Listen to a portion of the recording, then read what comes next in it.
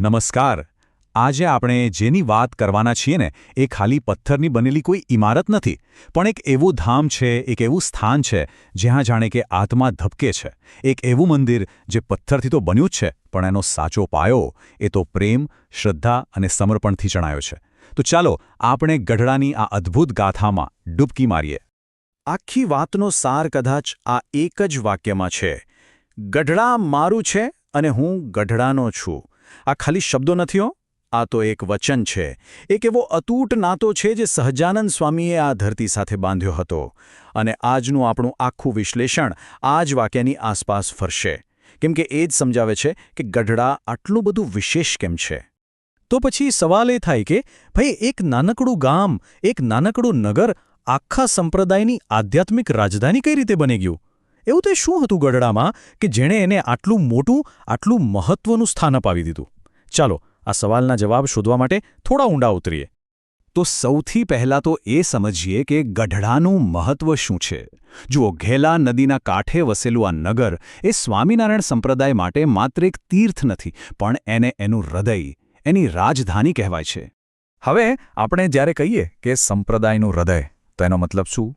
સીધો સાદો મતલબ છે કે એક એવું સેન્ટર પોઈન્ટ, એક એવું કેન્દ્રબિંદુ જ્યાંથી આસ્થાની, શ્રદ્ધાની મુખ્ય નસ ચાલતી હોય. ગઢડાના કિસ્સામાં એ એટલા માટે હૃદય બન્યું કારણ કે ખુદ સંપ્રદાયના સ્થાપક સહજાનંદ સ્વામી અહીં સૌથી વધુ રોકાયા, અને એમના મુખ્ય ઉપદેશો અને સૌથી મહત્વનો ગ્રંથ વચનામૃત, એનો પ્રવાહ અહીંથી જ વહેતો થયો. ગઢડા અને સહજાનંદ સ્વામી વચ્ચેનો જે સંબંધ હતો ને, એ કોઈ પ્લાનિંગ નહોતું. એ તો એકદમ ભાવનાત્મક અને આધ્યાત્મિક કનેક્શન હતું. એક એવું બંધન જે શુદ્ધ ભક્તિના પાયા પર ટકેલું હતું. ચાલો જોઈએ કે આ અતૂટ નાતો બંધાયો કેવી રીતે.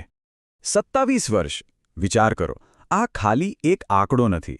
સહજાનંદ સ્વામીએ પોતાના જીવનનો મોટા ભાગનો, સૌથી મહત્વનો સમય જો ક્યાંય વિતાવ્યો હોય તો એ હતું ગઢડા.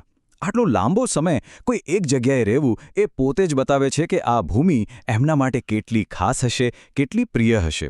અને સાચું કહું તો આ 27 વર્ષોએ જ ગઢડાના આખા ઇતિહાસને અને એના ભાગ્યને કાયમ માટે બદલી નાખ્યું. અને આ અતૂટ નાતાના કેન્દ્રમાં કોણ હતું ખબર છે? ગઢડાના શાસક દાદા ખાચર. એમની ભક્તિ એવી હતી કે એમણે પોતાનો આખો દરબાર, પોતાની બધી જ સંપત્તિ, બધું જ સ્વામીના ચરણોમાં ધરી દીધું. કશું જ પોતાના માટે ન રાખ્યું. બસ આ જ નિસ્વાર્થ સમર્પણ જોઈને સહજાનંદ સ્વામીએ નક્કી કર્યું કે હવે ગઢડા જ મારું ઘર છે. અને એનું પરિણામ શું આવ્યું? ગઢડા જ્ઞાનનું એવું કેન્દ્ર બન્યું જ્યાં સંપ્રદાયના પ્રાણ ગણાતા ગ્રંથ વચનામૃતની રચના થઈ. સારું, હવે ઘર તો નક્કી થઈ ગયું, પણ હવે એ ભક્તિને એક કાયમી, એક ભવ્ય સ્વરૂપ આપવાનો સમય હતું. તો હવે આપણે મંદિરના નિર્માણની એક ગાથા જોઈશું, જે ખરેખર ઈંટું કે પથ્થરથી નહીં, પણ લોકોની શ્રદ્ધા અને એમના પરસેવાથી લખાઈ હતી. આ મંદિર બનવાની આખી પ્રક્રિયા જ અદ્ભુત હતી. પહેલા સહજાનંદ સ્વામીએ એક દિવ્ય સંકલ્પ કર્યો. એ પછી તરત જ દાદા ખાચરે પોતાના દરબારની જમીન દાનમાં આપી દીધી. અને પછી જે શરૂ થયું એ હતું શ્રમદાનનો એક અનોખો યજ્ઞ. ઈસવીસન 1828માં ખુદ ભગવાન, સંતો અને હજારો ભક્તો બધા સાથે મળીને કામે લાગી ગયા. અને આખરે 9 ઓક્ટોબર 1828ના રોજ એ ભવ્ય મંદિરમાં મૂર્તિઓની પ્રાણ પ્રતિષ્ઠા થઈ. અને શ્રમદાનની વાત આવે એટલે આ પ્રસંગ કહ્યા વગર તો રહેવાય જ નહીં. જરા કલ્પના તો કરો, જેમને લોકો સાક્ષાત ભગવાન માનતા હતા એ સહજાનંદ સ્વામી પોતે પોતાના માથે પથ્થર ઉપાડીને ઘેલા નદીના પટમાંથી મંદિરની જગ્યા સુધી લાવતા હતા. હવે આ દ્રશ્ય જોઈને હજારો ભક્તોમાં જે જુસ્સો આવ્યો હશે, જે પ્રેરણા મળી હશે, એ પછી મંદિરનું નિર્માણ કામ થોડું રહે, એ તો એક ઉત્સવ બની ગયો. ચાલો હવે જરા મંદિરની બનાવટ, એની કલા કારીગરી પર નજર કરીએ. ગઢડા મંદિર માત્ર પૂજા કરવાનું સ્થળ નથી, એ તો પથ્થરોમાં કંડારેલું એક જીવંત કાવ્ય છે. 19મી સદીની કારીગરીનો એકદમ બેનમૂન નમૂનો. એના બંધારણમાં ભારતીય નાગર શૈલી અને આપણી પરંપરાગત ગુજરાતી શૈલીનો બહુ સુંદર મેળ જોવા મળે છે. ઊંચા ઓટલા એટલે કે પ્લિન્થ પર બનેલું હોવાથી એ દૂરથી જ એકદમ ભવ્ય લાગે છે. એના સોનાના કળશવાળા શિખરો તો જાણે આકાશ સાથે વાતો કરતા હોય એવું લાગે. અને એના જે મોટા ઘુમટ છે ને, એ એવી રીતે બનાવવામાં આવ્યા છે કે આરતીનો અવાજ આખા પરિસરમાં એક સરખો ગુંજી ઉઠે. આ માત્ર આર્કિટેક્ચર નથી, આ તો વિજ્ઞાન અને કલાનો સંગમ છે.